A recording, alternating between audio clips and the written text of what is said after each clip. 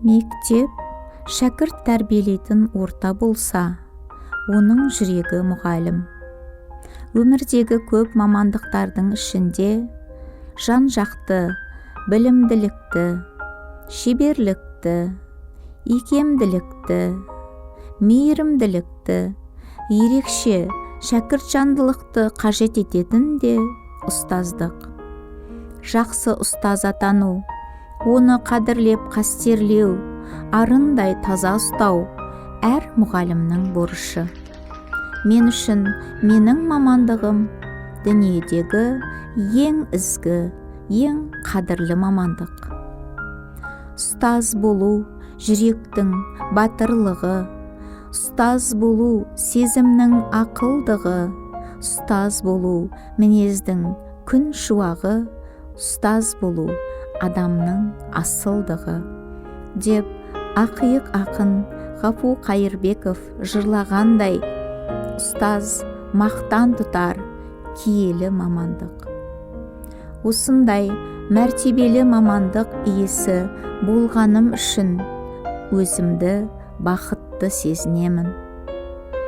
Егер маған екінші өмір сүруді жазса, мен сөз жоқ мұғалім мамандығын таңдар едім.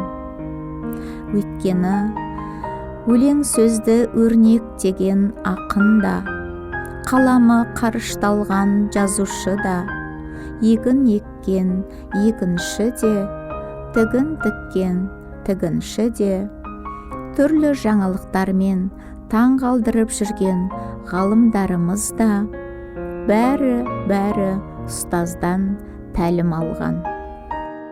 Киелі шаңырақ нөмірі 26 Жамбыл атындағы мектеп гимназиясында 2001 жылдан бастап қазақ тілі мен әдебиеті пәнінің мұғалімі болып қызмет етіп келемін. Түрлі сайыстарға, конференцияларға, мектепшілік, қалалық іс-шараларға белсене араласамын. Шәкірттерім қалалық, облыстық, республикалық олимпиадалар мен байқауларда жүлделі орындармен марапатталып келеді. Сабақтарымда түрлі сандық технологияны қолдана отырып, оқушылардың пәнге деген қызығушылығын арттыруды көздеймін.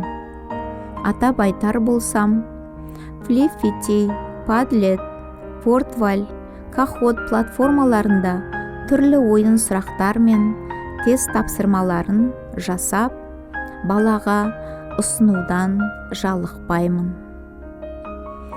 Егер әр шәкірт өмірде бір кірпіш болып қаланып, өмірден өз орнын тауып жатса, төккен тер мен адал еңбектің ақталғаны емес пе? 21 ғасыр білімділер ғасыры.